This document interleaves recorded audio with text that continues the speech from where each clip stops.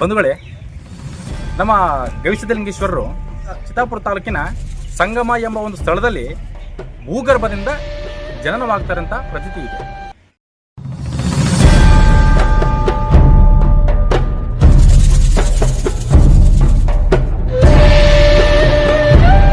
ನಮಸ್ಕಾರ ಸ್ನೇಹಿತರೆ, ನಾನು ನಿಮ್ಮ ರೆಬಲ್ ರೆಡ್ಡಿ. ಕಲ್ಯಾಣ ಕರ್ನಾಟಕ ಭಾಗ ಅಂದ ತಕ್ಷಣ ಬಹಳಷ್ಟು ಜನರಿಗೆ ನೆನಪಾಗೋದು ಯಾದಗಿರಿ, ಗುಲ್ಬರ್ಗ ಮತ್ತು ರಾಯಚೂರು ಜಿಲ್ಲೆಗಳಲ್ಲಿರ್ತಕ್ಕಂತಹ ಹೆಚ್ಚಾದ ಬಿಸಿಲು. ಬೇರೆ ಭಾಗದ ಜನರಿಗೆ ಇಲ್ಲಿನ ಬಿಸಿಲು ಕಂಡ್ರೆ ತುಂಬ ಭಯ. ಆದರೆ ಇಂತಹ ಬಿಸಿಲ ನಾಡಿನಲ್ಲಿಯೂ ಕೂಡ ದೇಹಕ್ಕೆ ವಿಶ್ರಾಂತಿ, ಮನಸ್ಸಿಗೆ ನೆಮ್ಮದಿ ಕೊಡತಕ್ಕಂಥ ಎಷ್ಟೋ ಪ್ರೇಕ್ಷಣೀಯ ಸ್ಥಳಗಳು ಹಾಗೂ ಧಾರ್ಮಿಕ ಕ್ಷೇತ್ರಗಳಿದ್ದಾವೆ. ಅದರಲ್ಲಿ ಬಹುಮುಖ್ಯವಾದದ್ದು ಯಾದಗಿರಿ ಜಿಲ್ಲೆಯ ಗುರುಮಿಠಕಲ್ ತಾಲೂಕಿನ ಚಿಂತನಹಳ್ಳಿ ಗ್ರಾಮದ ಗವಿಸಿದ್ಧಲಿಂಗೇಶ್ವರ ದೇವಸ್ಥಾನ. ಅದರ ಬಗ್ಗೆ ಕೆಲವೊಂದು ಮಾಹಿತಿಗಳನ್ನ ಕೊಡ್ತೀನಿ, ಬನ್ನಿ. ಬಂಧುಗಳೇ, ನಮ್ಮ ಗವಿಸಿದ್ಧಲಿಂಗೇಶ್ವರರು ಚಿತ್ತಾಪುರ ತಾಲೂಕಿನ ಸಂಗಮ ಎಂಬ ಒಂದು ಸ್ಥಳದಲ್ಲಿ ಭೂಗರ್ಭದಿಂದ ಜನನವಾಗ್ತಾರೆ ಅಂತ ಪ್ರತೀತಿ ಇದೆ. ಜನನವಾದಂತಹ ಗವಿಸಿದ್ಧಲಿಂಗೇಶ್ವರ ಸ್ವಾಮೀಜಿಗಳು ಲೋಕ ಕಲ್ಯಾಣಾರ್ಥ ಹೀಗೆ ಸಂಚಾರ ಮಾಡ್ತಾ ಮೊದಲನೇದಾಗಿ ಹೋಗಿದ್ದವರು ಜ್ಞಾನಕ್ಕೆ ಹೆಸರಾದಂತಹ ಕಾಶಿ ಪೀಠಕ್ಕೆ. ಕಾಶಿಯಲ್ಲಿ ಹಲವಾರು ಕಾಲಗಳ ಅವರು ತಂಗಿದ್ದು ಅಲ್ಲಿಯ ಕೆಲವೊಂದು ಬಹು ವಿಚಾರಗಳನ್ನೆಲ್ಲ ತಿಳ್ಕೊಂಡು ಎಷ್ಟೋ ಶರಣರನ್ನ ಭೇಟಿ ಮಾಡಿ ಎಲ್ರಿಗೂ ಆಶೀರ್ವಚನ ನೀಡ್ತಾರೆ. ಆಶೀರ್ವಚನ ನೀಡಿದ ಮೇಲೆ ಆದರೆ ಅವರ ಪವಾಡದ ಬಗ್ಗೆ ಕೆಲವೊಬ್ಬರಿಗೆ ಭಾಳಷ್ಟು ಜನರಿಗೆ ಗೊತ್ತಿರಂಗಿಲ್ಲ. ಅವರು ಯಾರು, ಎಲ್ಲಿಂದ ಉದ್ಭವಿಸಿ ಬಂದಿದ್ದಾರೆ, ಅವ್ರ ಶಕ್ತಿ ಏನು ಅಂತ ಭಾಳಷ್ಟು ಜನರಿಗೆ ಅದರ ಬಗ್ಗೆ ಮಾಹಿತಿ ಇರೋದಿಲ್ಲ. ಕಾಶಿಯಲ್ಲೇ ತಂಗಿದ್ದಂತಹ ಗವಿಸಿದ್ಧಲಿಂಗೇಶ್ವರರು ಹಲವಾರು ಪವಾಡಗಳನ್ನ ಅಲ್ಲಿ ಸೃಷ್ಟಿ ಮಾಡ್ತಾರೆ ಸ್ನೇಹಿತರೆ. ಈ ಒಂದು ಸಲ ಒಬ್ಬ ಅಲ್ಲಿನ ಕಾಶಿಯಲ್ಲೇ ವಾಸಿಸ್ತಕ್ಕಂಥ ಒಬ್ಬ ವ್ಯಕ್ತಿ, ರಾಜನೋ ಅಥವಾ ವ್ಯಕ್ತಿ, ಅಷ್ಟು ಮಾಹಿತಿಗಳಿಲ್ಲ ನಮಗೆ ಗೊತ್ತಿರೋ ಪ್ರಕಾರ. ಅಲ್ಲಿನ ವ್ಯಕ್ತಿ ತನ್ನ ಮನೆಯಲ್ಲಿ ನಡೀತಿರುವ ಕಾರ್ಯಕ್ರಮಗಳಿಗಾಗಿ ಒಬ್ಬ 5 ಜನ ಸ್ವಾಮೀಜಿಗಳಿಗೆ ಭಿನ್ನವನ್ನು ಕೊಡಬೇಕಂತೇಳಿ ಹೇಳ್ತಾರೆ. ಭಿನ್ನ ಅಂದರೆ ಆಲ್ಮೋಸ್ಟ್ ನಮ್ಮ ಭಾಗದಲ್ಲಿ ಯಾರ್ದಾದ್ರೂ ಮನೆಯಲ್ಲಿ ಏನಾದರೂ ಪೂಜೆ ಕಾರ್ಯಕ್ರಮಗಳಿದ್ದಾಗ ಅವರನ್ನು ಪ್ರಸಾದಕ್ಕೆ ಕರಿತಕ್ಕಂತಹ ಒಂದು ಆನವಾಯಿತಿಗೆ ಭಿನ್ನ ಅಂತೇಳಿ ಕರಿತೀವಿ ಸ್ನೇಹಿತರೆ. ಅದೇ ರೀತಿ ಅಲ್ಲಿ ಒಬ್ಬ ವ್ಯಕ್ತಿ ತನ್ನ ಮನೆಯಲ್ಲಿರುವ ಕಾರ್ಯಕ್ರಮಕ್ಕಾಗಿ 5 ವ್ಯಕ್ತಿಗಳಿಗೆ ಭಿನ್ನವನ್ನು ಕೊಡಬೇಕಂತೇಳಿ ಹೋಗ್ತಾರೆ. 4 ಜನ ಸ್ವಾಮೀಜಿಗಳಿಗೆ ಭಿನ್ನ ಕೊಡ್ತಾರೆ. ಹಾಗೆ ಮತ್ತೊಬ್ಬ ಸ್ವಾಮಿಯನ್ನು ಹುಡುಕಿ ಅವರಿಗೂ ಕೂಡ ಭಿನ್ನ ಕೊಡ್ತಾರೆ. ಒಟ್ಟು 5 ಜನ ಸ್ವಾಮಿಗಳಿಗೆ ಅವರು ಭಿನ್ನ ಕೊಡ್ತಾರೆ. ಬೇರೆ ಸ್ವಾಮಿಗೆ ಭಿನ್ನ ಕೊಟ್ಟಾಗ ಆ ವ್ಯಕ್ತಿ ಕೆಲವೊಂದು ಅನಿವಾರ್ಯ ಕಾರಣಗಳಿಂದ ಬರೋದಿಲ್ಲ. 4 ಜನ ಸ್ವಾಮೀಜಿಗಳು ಒಂದೇ ಸ್ಥಾನದಲ್ಲಿ ಇದ್ದರು, ಅವರೆಲ್ಲ ಅವ್ರ ಮನೆಗೆ ಭಿನ್ನಕ್ಕೆ ಬರ್ತಾರೆ. ಒಬ್ಬ ಸ್ವಾಮೀಜಿ ಮಾತ್ರ ಅವ್ರ ಮನೆ ಕಾರ್ಯಕ್ರಮಕ್ಕೆ ಊಟಕ್ಕೆ ಬರೋಂಗಿಲ್ಲ. ಆಗ ಆ ವ್ಯಕ್ತಿಗೆ ಆಶ್ಚರ್ಯ ಆಗ್ತದೆ, ಏನಪ್ಪ ಇದು, ನಾನು 5 ಸ್ವಾಮಿಗಳಿಗೆ ಭಿನ್ನ ಕೊಟ್ಟೆ, 4 ಸ್ವಾಮೀಜಿಗಳು ಮಾತ್ರ ಬಂದರು, ಇನ್ನೊಬ್ಬರು ಬರಲಿಲ್ಲವಲ್ಲ, ಏನು ಮಾಡಬೇಕು ಅಂತ ಟೆನ್ಷನ್ ಆಗಿರ್ತದೆ ಆ ಕಾಲದಲ್ಲಿ ಅವರಿಗೆ. ಆಕಸ್ಮಿಕವಾಗಿ ಅಲ್ಲೊಬ್ಬ ವ್ಯಕ್ತಿ ಸಾಧು ವೇಷದಲ್ಲಿ ಒಂಥರ ಹುಚ್ಚನ ರೀತಿಯಲ್ಲಿ ಅರ್ಧಮರ್ಧ ಬಟ್ಟೆಗಳನ್ನ ಹಾಕ್ಕೊಂಡು, ಕಾವಿ ಬಟ್ಟೆಗಳೆಲ್ಲ ಹರಿದೋಗಿರ್ತದೆ, ಕೈಯಲ್ಲಿ ಒಂದೇನೋ ಕಟ್ಟಿಗೆನ ಇಟ್ಕೊಂಡು ಕೇಸಿ ಅವ್ರ ಮನೆಗೆ ಭವತಿ ಭಿಕ್ಷಾಂದೇಹಿ ಅಂತೇಳಿ ಭಿಕ್ಷೆಗೆ ಬರ್ತಾರೆ. ಆದರೆ 4 ಜನ ಸ್ವಾಮೀಜಿಗಳನ್ನ ಒಂದು ಸ್ಥಾನದಲ್ಲಿ ಅವ್ರನ್ನ ಊಟಕ್ಕೆ ಕೂಡಿಸಿ ಅವ್ರನ್ನ ದೂರವಾಗಿ ಊಟಕ್ಕೆ ಕೂಡಿಸ್ತಾರೆ ಸ್ನೇಹಿತರೆ. ಅವ್ರ ಪವಾಡ ಏನಂತ ಅವ್ರಿಗೆ ಗೊತ್ತಿರೋದಿಲ್ಲ, ಬಂದಿರತಕ್ಕಂಥ ವ್ಯಕ್ತಿಗಳು ಯಾರಂತ ಅವ್ರಿಗೆ ಕೂಡ ಗೊತ್ತಿರೋದಿಲ್ಲ. ಭಾಳ ಹೀಯಾಳಿಸಿ ಆತನಿಗೆ ಅವಮಾನ ಮಾಡಿ ಕೇಸಿ ಒಂದು ಜಾಗದಲ್ಲಿ ಆತನಿಗೆ ಭಿಕ್ಷೆ ಥರ ಊಟವನ್ನು ನೀಡ್ತಾರೆ. 4 ಜನ ಸ್ವಾಮೀಜಿಗಳು ಭಿಕ್ಷೆಯನ್ನು ಮಾಡಿ ಅವ್ರು ಊಟ ಆದ ನಂತರ ಅವ್ರು ಎದ್ದು ಹೋಗಬೇಕಾದ್ರೆ ಅವರಿಗೆ ದಕ್ಷಿಣೆಯನ್ನು ಕೊಟ್ಟು ಅವರಿಗೆ ಸನ್ಮಾನ ಮಾಡಿ ಅವ್ರನ್ನ ಕಳಿಸ್ತಾರೆ.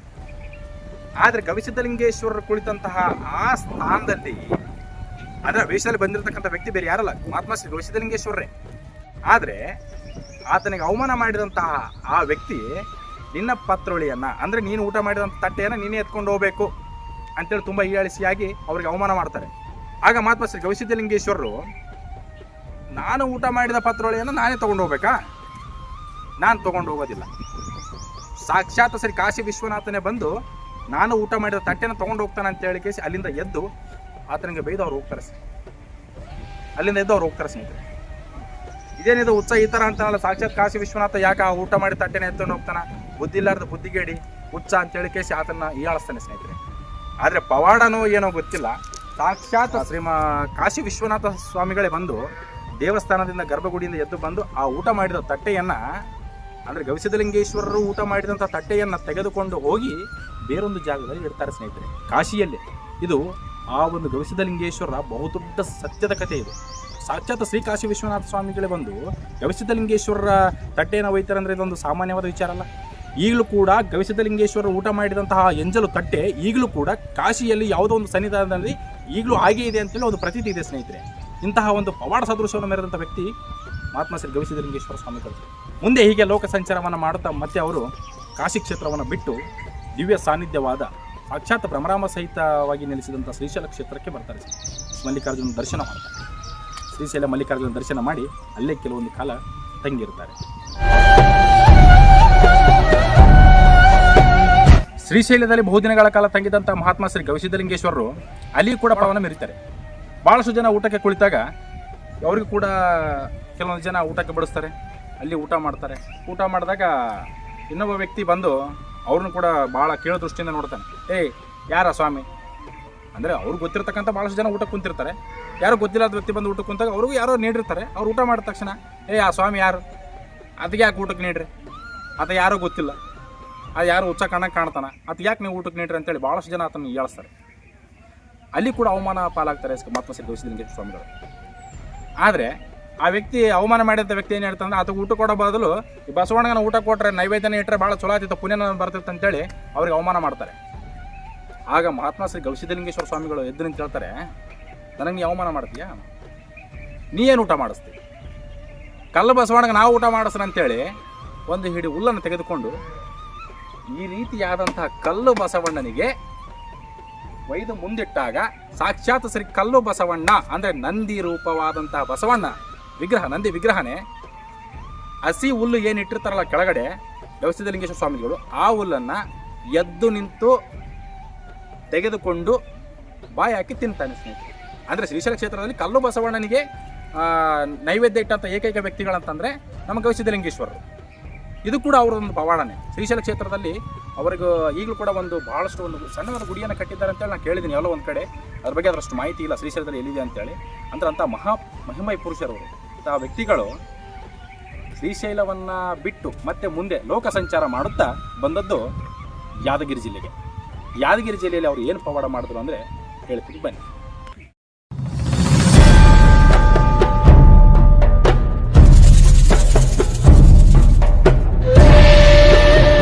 ಮಹಾತ್ಮ ಶ್ರೀ ಗವಿಸಿದ್ಧಲಿಂಗೇಶ್ವರರು ಶ್ರೀಶೈಲದಿಂದ ಪಯಣ ಬೆಳೆಸಿ ಯಾದಗಿರಿ ಜಿಲ್ಲೆಗೆ ಬರ್ತಾರೆ ಸ್ನೇಹಿತರೆ. ಯಾದಗಿರಿ ಜಿಲ್ಲೆಯಲ್ಲಿ ಓರ್ಗರೆಯುವ ನದಿ ಭೀಮಾ ನದಿ ಕಾಣ್ತಿರ್ತದೆ. ಈ ಕಡೆ ದಡೆಯಿಂದ ಆ ಕಡೆ ದಡೆಗೆ ಅವ್ರು ಹೋಗ್ತಾ ಇರಬೇಕಾದ್ರೆ ದಾರಿ ಬಿಡೋದಿಲ್ಲ ಭೀಮಾ ನದಿ. ಆಗ ಅವ್ರ ಹತ್ರ ಇದ್ದಂತ ಒಂದು ಕಂಬಳಿನ ತೆಗೆದುಕೊಂಡು ಅವರ ನೀರಿನಲ್ಲಿ ಹಾಕಿ ಆ ಭೀಮಾ ನದಿಯ ದಡಿಯ ಮೇಲೆ ಹಾಕಿ ಪೂಜೆ ಕೊಡ್ತಾರೆ. ಆಗ ಆ ಕಂಬಳಿ ಕುಳಿತಂತ ಕಂಬಳಿಯೇ ಭೀಮಾ ನದಿಯ ಮೇಲೆ ಹರಿಯುತ್ತಾ, ಅದರ ಮುಳುಗದೆ ಹರಿಯುತ್ತಾ ಭೀಮಾ ನದಿಯಲ್ಲಿ ಕಂಬಳಿಯ ಅವ್ರು ಏನು ಹಾಕಿರ್ತಾರಲ್ಲ ಆ ಕಂಬಳಿ ಮೇಲೆ ಕೂತ್ಕೊಂಡು ಅವರು ನದಿ ದಡವನ್ನ ದಾಟ್ತಾರೆ ಸ್ನೇಹಿತರೆ. ನದಿ ದಡವನ್ನ ದಾಟಿ ಅಲ್ಲಿ ಅವರ ಪವಾಡವನ್ನು ಮೆರೀತಾರೆ.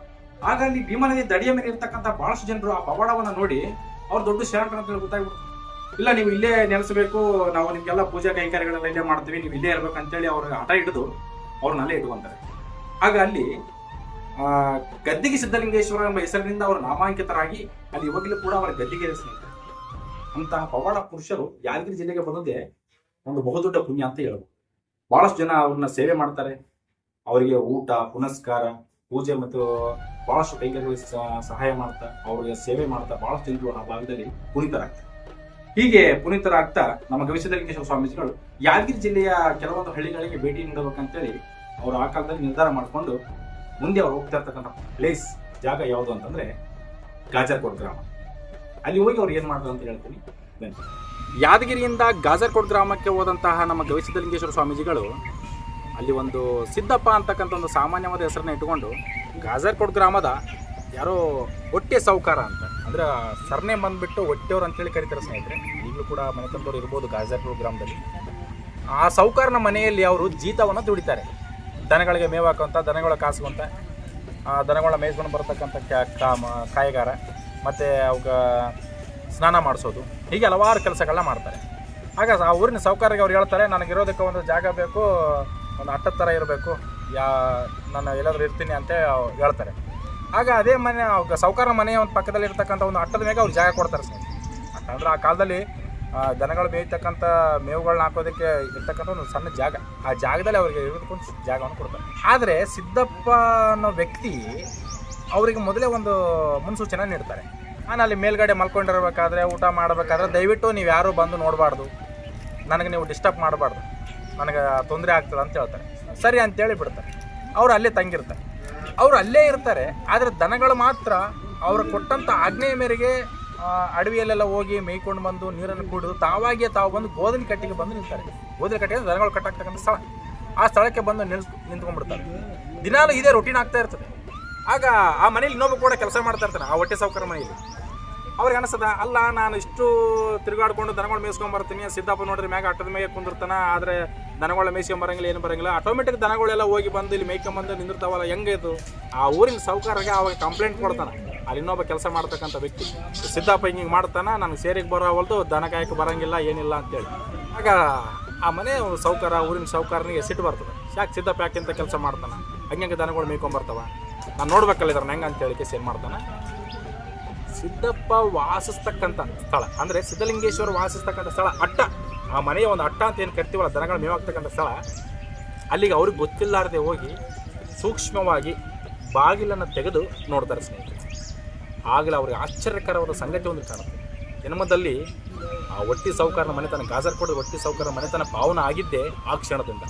ಯಾಕಂದರೆ ಬಾಗಿಲಿನ ತೆರೆದಾಕ್ಷಣ ಅವರಿಗೆ ಕಣ್ಣಿಗೆ ಬಿದ್ದದ್ದು ಅಲ್ಲಿ ಕುಳಿತುಕೊಂಡಿದ್ದಂಥ ಸಿದ್ದಪ್ಪ ಅಲ್ಲ, ಸಾಕ್ಷಾತ್ ಕವಿಸಿದ್ಧಲಿಂಗೇಶ್ವರ ಸ್ವಾಮೀಜಿಗಳೇ ಹುಲಿಯ ರೂಪವತ್ತಾಳಿ ಮಲಗಿಕೊಂಡಿದ್ದ ಸ್ಥಳ ಅಲ್ಲಿರುತ್ತೆ. ಇದು ಒಂದು ಬಹಳ ಗಾಜರ್ಕೋಟ್ ಗ್ರಾಮದ ಪುಣ್ಯ ಅಂತ ಹೇಳ್ಬೋದು ಸ್ನೇಹಿತರೆ. ಮುಂದೆ ಅಲ್ಲಿಂದ ಏನಾಯಿತು ಅನ್ನೋದನ್ನು ಹೇಳ್ತೀನಿ ಬನ್ನಿ. ಸಾಕ್ಷಾತ್ ಹುಲಿಯ ರೂಪವನ್ನು ಕಂಡಂಥ ಸಾವುಕಾರ ಈ ವಿಷಯವನ್ನು ಊರಿನ ಜನಗಳಿಗೆ ಮುಡಿಸ್ತಾರೆ, ಗಾಜರ್ಕೋಟ್ ಗ್ರಾಮದ ಜನರಿಗೆ. ಸುತ್ತಮುತ್ತಲಿನ ಗ್ರಾಮಸ್ಥರಿಗೆ ಕೂಡ ಈ ವಿಷಯ ಗೊತ್ತಾಗ್ತದೆ. ಇಲ್ಲಿ ನಾನು ಇರೋದು ಸೂಕ್ತ ಅಲ್ಲ ಅಂತ ತಿಳಿದಂಥ ಕವಿಸಿದ್ಧಲಿಂಗೇಶ್ವರರು ಅದೇ ಹುಲಿಯ ರೂಪವನ್ನು ತಾಳಿ ಅಲ್ಲಿಂದ ಮುಂದಕ್ಕೆ ಪ್ರಯಾಣ ಬೆಳೆಸ್ತಾರೆ. ಓಡೋಡಿ ಬರ್ತಾರೆ. ಜನರ ಕೈಗೆ ಸಿಗದಾರ್ದಾಗೆ ನಾನು ಇಲ್ಲಿದ್ದರೆ ಜನ ನನ್ನ ಬಿಡೋಂಗಿಲ್ಲ, ಮತ್ತು ನನಗೆ ಪೂಜೆ ಪುನಸ್ಕಾರ ಪ್ರಸಾದ ಅಂತ ನನ್ನ ಜೀವತಿನ ಥರ ಇವರು ಇರೋಂಗಿಲ್ಲ ನಾನು ಇಲ್ಲ ಅಂತೇಳಿ ಅಲ್ಲಿಂದ ಮಧ್ಯ ಪಯಣವನ್ನು ಬೆಳೆಸಿ ದಟ್ಟವಾದ ಅರಣ್ಯ ಪ್ರದೇಶ, ಭಾಳ ದಟ್ಟವಾದ ಅರಣ್ಯ ಪ್ರದೇಶ, ಸುಮಾರು 4,000ರಿಂದ 5,000 ಎಕರೆ ಪ್ರದೇಶಗಳು ಇಷ್ಟಕ್ಕಂಥ ದಟ್ಟವಾದ ಅರಣ್ಯದ ಮಧ್ಯೆ ಬಂದು ಓಡೋಗ್ತಾರೆ. ಎಲ್ಲಿ ಹೋಗ್ಬೇಕಂತ ಗೊತ್ತಾಗಿಲ್ಲ ಸ್ನೇಹಿತರೆ ಅವರಿಗೆ. ಎಲ್ಲೂ ಸುತ್ತಲೂ ಅಡವಿ, ಆದರೆ ಅವರಿಗೆ ಈ ಪ್ಲೇಸ್ ಸೂಕ್ತ ಅನ್ನಿಸ್ತದೆ. ಈ ಒಂದು ದಟ್ಟವಾದ ಅರಣ್ಯ ಪ್ರದೇಶ ಅವರಿಗೆ ಭಾಳ ಸೂಕ್ತ ಅನ್ನಿಸ್ತದೆ. ನಾನು ಯಾರ ಕಣ್ಣಿಗೆ ಕಾಣಲಾರ್ದಂಗೆ ಇಲ್ಲೇ ಶಾಶ್ವತವಾಗಿದ್ದರೆ ಮುಗ್ದೈತಲ್ಲ, ಕಿರಿಕಿರಿನೇ ಬೇಡ, ಜನರ ಸೋಪತಿನೇ ಬೇಡ ಅಂತೇಳಿ ಅವ್ರು ಏನು ಮಾಡ್ತಾರೆ, ಈ ದಟ್ಟವಾದ ಅರಣ್ಯದ ಮಧ್ಯೆ ಬಂದು ನೆಲೆಸ್ತಾರೆ. ಅವರು ಎಲ್ಲಿ ನೆಲೆಸಿದರು ಅನ್ನೋದನ್ನು ನಾನು ನಿಮ್ಗೆ ತೋರಿಸ್ತೀನಿ ಬನ್ನಿ. ಅವ್ರು ಎಲ್ಲಿ ನೆಲೆಸಿದ್ರು ಅಂತ ಕೇಳಿದ್ರೆ ಭಾಳ ಮೈ ರೋಮಾಂಚನ ಆಗ್ತದೆ ಸ್ನೇಹಿತರೆ. ಹುಲಿಯ ರೂಪವನ್ನು ತಾಳಿ ಬಂದಂಥ ಶ್ರೀ ಕವಿಸಿದ್ಧಲಿಂಗೇಶ್ವರರು ಅವರ ಒಂದು ಗರ್ಜಿಸುವ ಧ್ವನಿಯೊಂದಿಗೆ ಒಂದು ಬಂಡೆಗಲ್ಲನ್ನು ಸೀಳ್ತಾರೆ. ಬೃಹದಾಕಾರದ ಬಂಡೆಗಲ್ಲು. ಆ ಬಂಡೆಗಲ್ಲನ್ನು ಸೀಳಿ ಆ ಬಂಡೆಗಲ್ಲ ಮಧ್ಯೆ ಒಂದು ಗುಹೆಯನ್ನು ಮಾಡಿಕೊಂಡು ಹೋಗಿ ಒಂದು ಸಣ್ಣದ ಕಿರಿದಾದ ಗುಹೆಯನ್ನು ಮಾಡಿ ಒಳಗಡೆ ಹೋಗಿ ನೆಲೆಸ್ತಾರೆ.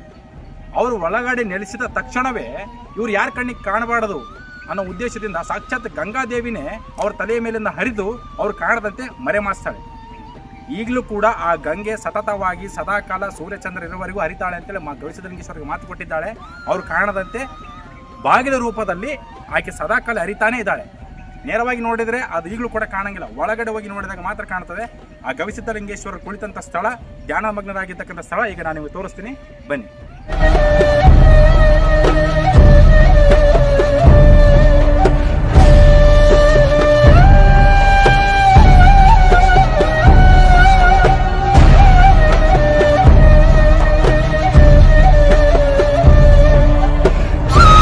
ಸ್ನೇಹಿತರೆ, ನೀವು ನೋಡ್ತಾ ಇರ್ತಕ್ಕಂಥ ಜಾಗನೇ ಶ್ರೀ ಮಹಾತ್ಮ ಕವಿಸಿದ್ಧಲಿಂಗೇಶ್ವರ ದೇವಸ್ಥಾನದ ಮಹಾದ್ವಾರ.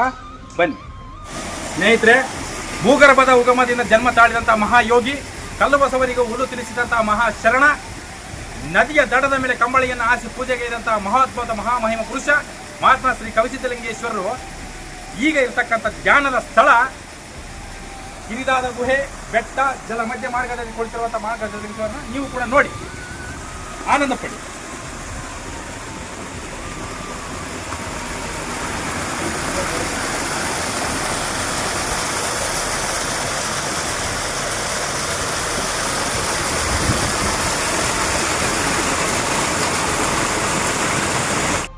ಸ್ನೇಹಿತರೆ, ಸಾಕ್ಷಾತ್ ಗಂಗಾದೇವಿನೇ ಮಹಾತ್ಮ ಶ್ರೀ ಕವಿಸಿದ್ಧಲಿಂಗೇಶ್ವರ ತಲೆಯ ಮೇಲಿಂದ ಅವರು ಕಾಣದಂತೆ ಹರಿತಾ ಇರ್ತಕ್ಕಂಥ ಜಾಗ ಇದು. ಈಗ ಅವರು ಯಾವ ಸ್ಥಿತಿಯಲ್ಲಿ ಒಳಗಡೆ ಇದ್ದಾರೆ ನೀವು ನೋಡ್ಬೇಕಲ್ಲ, ನೀವು ಕೂಡ ತೋರಿಸ್ತೀನಿ. ಒಳಗಡೆ ಹೋಗಿ ಅಲ್ಲಿ ಎಂಥ ಶಕ್ತಿ ಇದೆ, ಯಾವ ರೀತಿಯಲ್ಲಿದೆ, ಯಾವ ರೂಪದಲ್ಲಿದೆ ಅಂತ ನೋಡ್ಕೊಂಡು ಬರೋಣ ಬನ್ನಿ.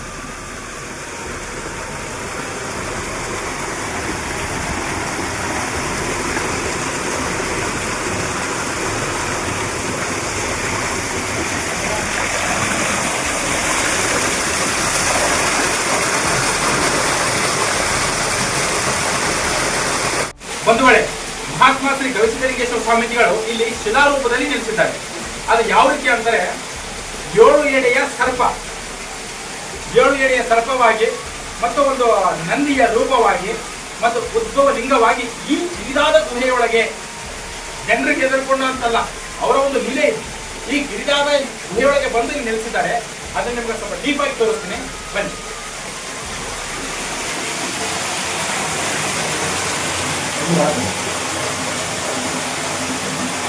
ನೀವು ನೋಡ್ತಾ ಇರತಕ್ಕಂತ ಈ ಶಿಲೆಯೇ 7 ಎಡೆಯ ಸರ್ಪ, 7 ಎಡೆಯ ಸರ್ಪ ರೂಪಕರವಾಗಿದೆ.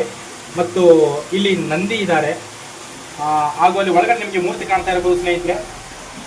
ಸಾಕ್ಷಾತ್ ಶ್ರೀ ಗವಿಸಿದ್ಧಲಿಂಗೇಶ್ವರ ಉದ್ಭವಲಿಂಗ, ಅದು ಸಾಕ್ಷಾತ್ ಶ್ರೀ ಗವಿಸಿದ್ಧಲಿಂಗೇಶ್ವರ ಸ್ವಾಮೀಜಿಗಳು ಉದ್ಭವಲಿಂಗ ರೂಪದಲ್ಲಿ ನಿಲ್ಲಿಸಿದಂತಹ ಮುಖ್ಯವಾದ ಸ್ಥಳ ಇದು. ಈಗ ಒಂದು ಕವಚವನ್ನು ಮಾಡಿ, ಮುಖ ಕವಚವನ್ನು ಮಾಡಿ ಅಲ್ಲಿ ಯಾಡ್ ಮಾಡಿದ್ದಾರೆ. ನೋಡಿ ಸ್ನೇಹಿತರೆ, ಚೆನ್ನಾಗಿ ನೋಡ್ಕೊಳ್ಳಿ. ಇದು ಮತ್ತೆ ನಿಮಗೆ, ನೀವು ಕೂಡ ಈ ಪ್ಲೇಸಿಗೆ ಬರ್ಬೋದು ಒಂದ್ಸಲ. 7 ಎಡೆಯ ಸರ್ಪ, 7 ಎಡೆಯ ಸರ್ಪ ಮತ್ತು ನಂದಿ ವಿಗ್ರಹ ಹಾಗೂ ಉದ್ಭವಲಿಂಗದ ಮೂರ್ತಿ. ಸ್ನೇಹಿತರೆ, ನಮ್ಮ ಅಖಂಡ ಭಾರತ ಹಾಗೂ ಕಲ್ಯಾಣ ಕರ್ನಾಟಕ ಸನಾತನ ಧರ್ಮದ ಪ್ರತೀಕ ಮತ್ತು ಸತ್ಯ ಶರಣರ ನಾಡು ಎನ್ನುವುದಕ್ಕೆ ಈ ಒಂದು ಕ್ಷೇತ್ರ ಬಹಳ ಪೂರಕವಾದ ಮಾಹಿತಿ. ಇದೊಂದು ಪವಾಡದ ಮಾಹಿತಿ. ಸ್ನೇಹಿತರೆ, ನೀವು ಕೂಡ ಈ ಕ್ಷೇತ್ರಕ್ಕೆ ಒಂದು ಸಲ ಭೇಟಿ ನೀಡಿ, ದಯವಿಟ್ಟು ಮರಿಬೇಡಿ. ಯಾಕಂದ್ರೆ ಇಂಥ ಪುಣ್ಯವಾದ ಸ್ಥಳ, ಇಂಥ ಪವಾಡ ಸದೃಶವಾದ ಸ್ಥಳ ಎಲ್ಲೂ ಇಲ್ಲ, ಬಹಳಷ್ಟು ಕಡಿಮೆ. ಇಂಥ ಕ್ಷೇತ್ರಗಳು ತುಂಬಾ ವಿರಳ, ಎಲ್ಲ ಕಡೆ ಸಿಗ್ತಕ್ಕಂಥ ಜಾಗಗಳಲ್ಲ ಇವು. ಯಾಕಂದ್ರೆ ಮಹಾತ್ಮ ಗವಿಸಿದ್ಧಲಿಂಗೇಶ್ವರ ಹಲವು ಪವಾಡಗಳನ್ನ ಮಾಡಿ ಯಾರಿಗೂ ಕಣ್ಣಿಗೆ ಕಾಣದಂತೆ ಒಂದು ಗುಹೆಯಲ್ಲಿ ಬಂದು ನಿಲ್ಲಿಸಿದ್ರೆ ಕಚೇರಿ ಇದೆಯಲ್ಲ, ಅದು ಬಹಳ ರೋಮಾಂಚನವಾದದ್ದು. ಹೀಗೆ ಮತ್ತಷ್ಟು ವಿಡಿಯೋಗಳನ್ನ ನೀವು ನೋಡಬೇಕಾಗಿದ್ದರೆ ನಮ್ಮ ರೇವತ್ ರೆಡ್ಡಿ ಸನಾತನ ಆರ್ಮಿ ಚಾನಲ್ನ ಸಬ್ಸ್ಕ್ರೈಬ್ ಮಾಡ್ಕೊಳ್ಳಿ. ಮುಂದೆ ಮತ್ತಷ್ಟು ಮಾಹಿತಿಗಳು ಹಾಗೂ ಮತ್ತಷ್ಟು ಪ್ರೇಕ್ಷಣೀಯ ಸ್ಥಳಗಳು ಮತ್ತು ಬಹಳ ಆಶ್ಚರ್ಯಕರ ಸಂಗತಿಗಳನ್ನು ನಾನು ಮುಂದಿನ ವಿಡಿಯೋದಲ್ಲಿ ಶೇರ್ ಮಾಡ್ತೀನಿ. ನಮ್ಮ ಪೇಜನ್ನು ಸಬ್ಸ್ಕ್ರೈಬ್ ಮಾಡ್ಕೊಳ್ಳಿ, ಫಾಲೋ ಮಾಡಿ. Thank you.